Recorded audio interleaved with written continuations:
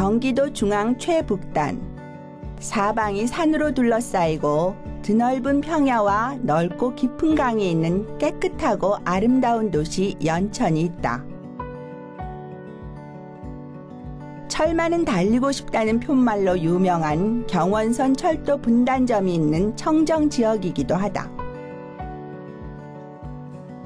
지리적 특성 때문에 개발이 되지 않은 깨끗한 환경, 그 안에서 자란 식재료는 그대로 자연의 맛을 낸다. 연천을 닮아 순수한 음식들, 입이 즐겁고 몸이 건강해지는 즐거운 여행을 지금 시작한다.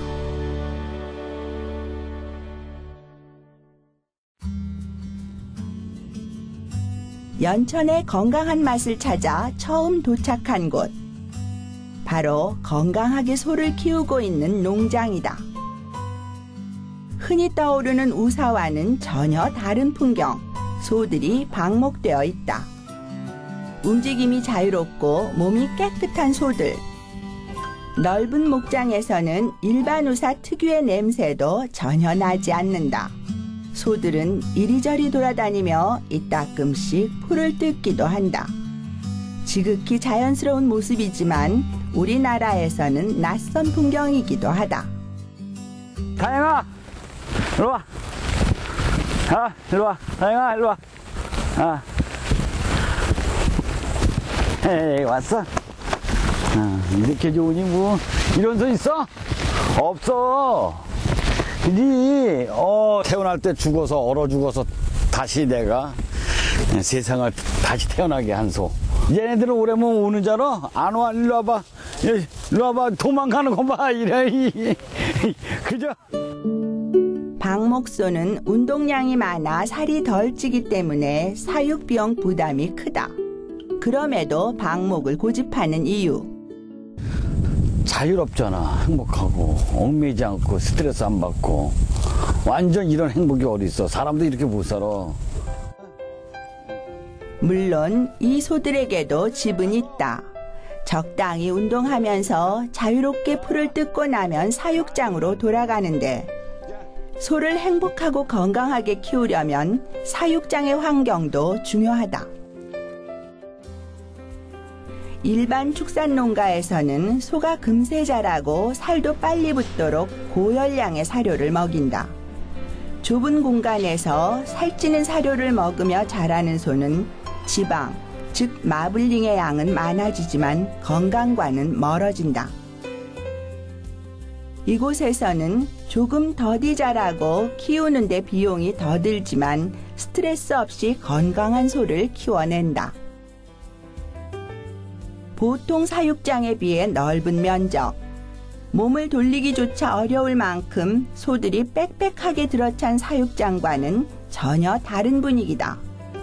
가려움으로 스트레스를 받지 않도록 자동 등글개가 있고 소들을 위한 음악도 잔잔하게 퍼진다.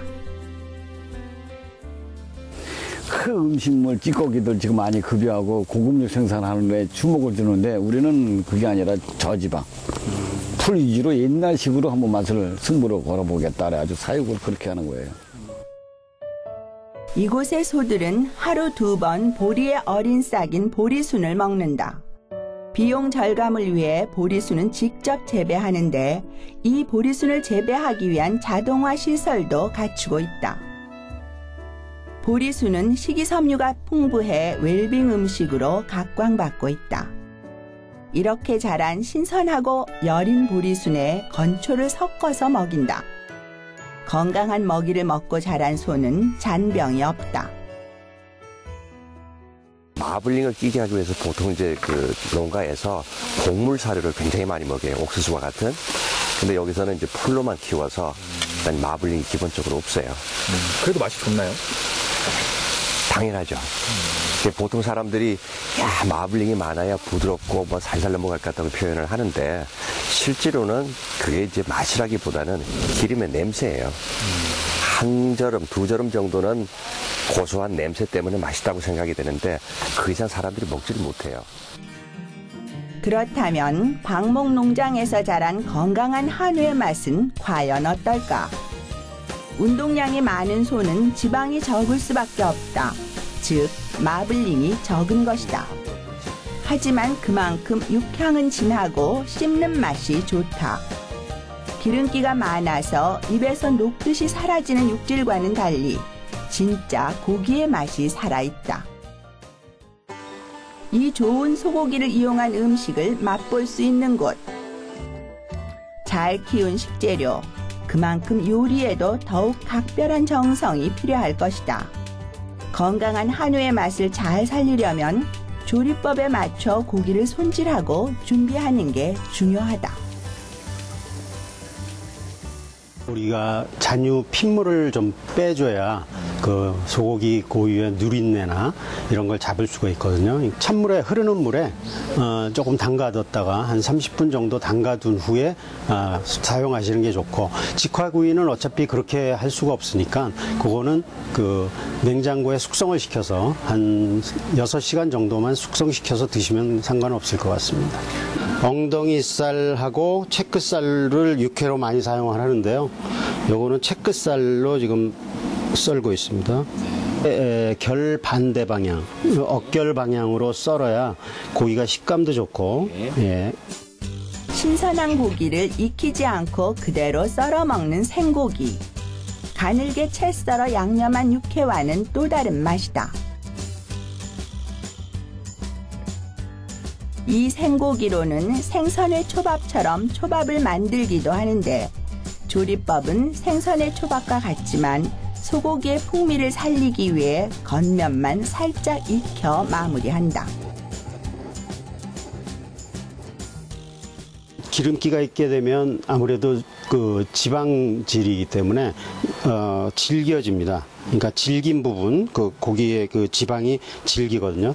그러면 씹을 때 아무래도 이빨에 걸린다거나 그 식감이 좋지 않죠. 이번에 만들어 볼 요리는 소고기 채소말이. 예쁜 색의 파프리카와 향긋한 버섯, 양파 등 다양한 채소를 얇게 저민 소고기로 말아서 만드는 음식이다. 어떤 역할? 전분가루는 고기가 익으면 서로 떨어지거든요. 네, 그거를 응결시켜 주는 거예요. 그러니까 붙여주는 역할을 합니다. 그 풀 같은 역할이죠. 소고기 채소말이 조리법은 김밥 싸는 것과 비슷하다. 김발 위에 소고기를 펼친 다음 손질한 채소를 가지런히 올리고 꾹꾹 눌러가며 단단하게 말아준다. 김발을 펼치면 소고기 채소말이 모양 잡기는 완성. 형태를 유지하기 위해 랩으로 감싸 잠시 냉장에 두었다가 굽는다. 이번에는 너비아니를 준비하겠습니다. 너비아니는 보통 안심이나 채끝살로 많이 하고 있습니다. 이 고기가 구우면 부드럽고 육즙이 많이 생기는 그런 고기를 주로 재료로 사용하고 있습니다. 우리나라의 가장 대표적인 소고기 요리라면 너비아니를 빼놓을 수 없다. 너붓너붓 썰었다는 뜻에서 너비아니라고 불리는데, 좀 더 부드럽게 먹기 위해 재료를 잘게 다지기도 한다. 야채가 너무 많으면 타는 경우가 있습니다. 그래서 금방 타기 때문에 야채 양을 조금 조절을 하셔야 되고, 요거는 잘 치대야 됩니다. 잘 치대지 않으면 그 고기가 갈라지거나. 채소와 소고기가 잘 뭉치도록 충분히 치댄 다음 양념이 배도록 잠시 둔다. 소고기 채소말이와 너비아니, 재료는 비슷하지만 그 맛과 모양이 전혀 다르다.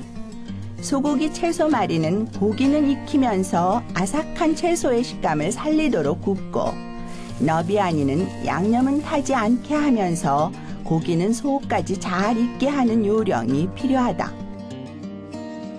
반찬으로도 훌륭하고 술안주로도 좋은 건강한 소고기 요리. 방목해서 기른 소고기는 한 가지 특징이 있다는데, 이 고기의 특징은 육즙이 빠지지 않는다는 이 구우면은 아마 보시면 아시겠지만 보통 고기들은 구울 때 위로 육즙이 흘러나오거든요. 근데 얘는 아마 흘러나오지 않는 걸 보실 수 있을 겁니다. 두툼한 한우 스테이크. 굽는 동안에도 육즙과 지방이 겉으로 흘러나오지 않는다. 육즙이 보이지 않지만 표면은 촉촉하고 속살은 부드럽다. 건강한 소고기의 조직이 육즙을 머금고 있는 것이다. 과도한 지방의 고소함 대신 진한 육향의 풍미를 느낄 수 있는 건강한 한우. 방목해서 키운 한우로 차린 밥상. 가장 자연스럽게 키워서 그 맛 역시 자연에 가깝다. 해산물은 그토록 자연산을 선호하면서 왜 육식은 억지로 살찌운 것들을 찾는 걸까? 제목만큼 먹고 제목만큼 뛰어다닌 진짜 고기의 맛이 있다. 마음의 성의를 가지고 내가 먹는다, 내가 남을 해준다라는 것보다도 내가 어떻게 맛있게 먹을 것인가를 생각하면서 성의껏 음식을 하면 잘할 수 있다고 생각합니다. 금강산 가는 길목, 경원선 철도 중단점인 연천군 신탄리역 바로 옆에 고대산이 있다. 국내에서는 유일하게 등산으로 북녘 땅을 바라볼 수 있는 곳이기도 하다. 고대산은 생태계가 잘 보존돼 천혜의 자연경관을 간직하고 있다. 그 고대산 길목에 자리 잡은 소박한 식당. 하지만 이곳의 음식은 어디에서도 맛보기 힘든 특별한 보양식, 바로 능이백숙이다. 커다란 솥에서 떠내는 육수의 빛깔이 진하게 달인 한약탕 같다. 거의 한 20가지 넘게 들어가죠. 저희는 이제 특별하게 이제 딴 데에서는 아마 이걸 안 쓸 거야. 가지 꼭 그거 뭐 꼭지 있잖아요. 이거 말려서 저희가 이제 저 육수 끓일 때만 쓰는 거예요, 이렇게. 가지 꼭지를 넣으면 어떤 부분이 좋아져요? 이제 여기 이제 색깔도 진하고요. 여기 이제 겨울에 이제 감기도 덜 걸리고, 이제 그런다. 능이백숙에 들어가는 재료는 엄나무, 오가피, 뽕나무, 둥글레, 당귀 등 모두 20여 가지. 직접 산에서 채취한 것과 기른 것도 있고 약재 시장에서 구입하는 것도 있다. 약성이 강하지 않고 향이 좋은 것들로 고른다. 주방을 가득 채우는 은은한 약재 향기. 한 3시간 정도, 3시간에서 4시간 정도 끓여요. 지금 제가 아침에 이거 불 붙여놓은 건데 여조건 끓이잖아요. 기본 육수를 사용해요? 네, 여기 기본 육수예요. 각종 약재에서 빠져나온 즙이 육수의 진한 색을 만들었다. 이렇게 제 몫을 다한 약재는 버리고 육수만을 잘 걸러서 능이백숙에 사용하게 되는 것. 그런데 백숙을 끓일 솥에 또 약재가 들어있다. 같은 건데 몇 가지만 넣는다고. 엄나무하고 뽕나무하고 칡하고 그리고 당귀. 당귀.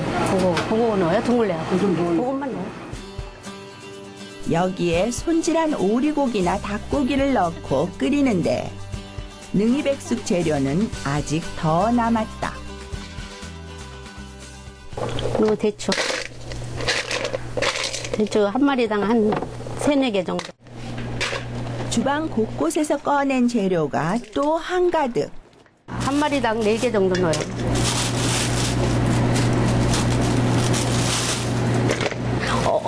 전방에서 씨 뿌려서 하기도 하고 사기도 해요. 이제 봄, 가을에는 가을에 이제 조금 있으면 또 없잖아요. 그러니까 사기도 하고. 사는 건 어디서 가져와요? 사는 거는 행성도죠. 이 정도라면 보약도 보통 보약이 아니다. 그래서 이곳을 찾는 사람들은 이 귀한 육수를 남기는 법이 없다. 육수를 좀 많이 잡아야 돼요. 자꾸 육수들로 많이 드셔갖고. 이렇게고 이제 버섯이에요. 능이버섯 아시죠?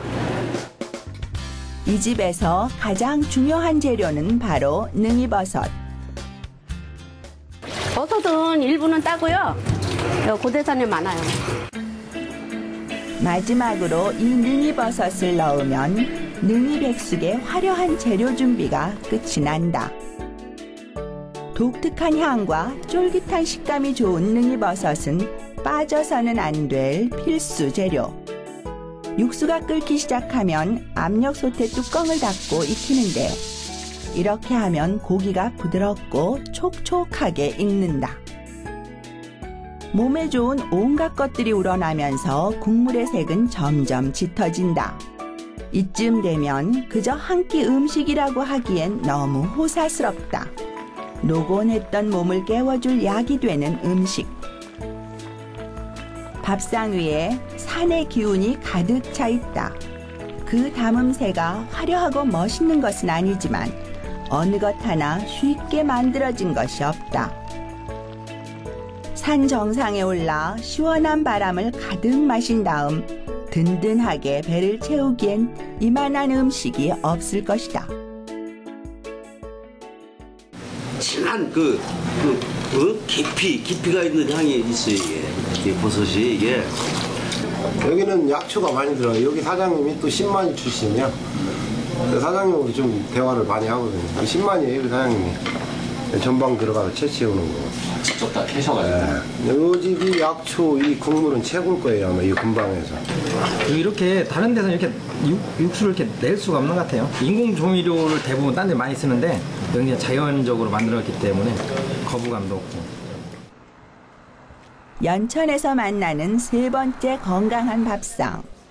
식당 입구부터 구수한 냄새가 식욕을 부르는데 구수한 냄새의 주인공은 바로 청국장. 청국장 듬뿍 떠서 밥에 쓱쓱 비비고 입안 가득 부드럽게 씹히는 콩맛이 일품인 청국장이다.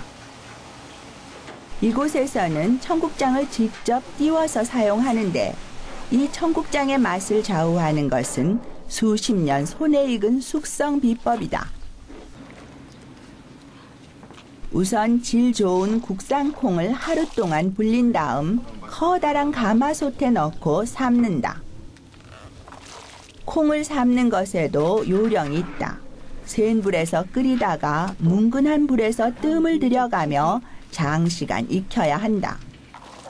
가마솥의 불을 살펴가며 오랜 시간 삶아야 콩이 충분히 부드러워진다. 6시부터 12시까지 삶았어요. 6시간이나요? 초고리 삶았어야지. 콩을 잘 삶았으면 청국장 만들기 과정의 반은 이미 끝난 셈. 삶은 콩은 잘 발효될 수 있도록 적당한 온도에서 빛을 차단한 채 며칠 그대로 둔다. 삶은 콩에 이불을 덮어두는 것도 옛날 집에서 해먹던 방식 그대로다. 오늘 저녁, 내일 저녁, 모레. 3일? 모레면 다 되고. 3일? 예. 잘 띄운 청국장은 역한 냄새가 나지 않고 구수한 냄새가 난다. 마지막으로 발효가 끝난 콩에 소금을 넣고 잘 섞어주는데 청국장을 섞으면서 손으로는 점질을 느낀다.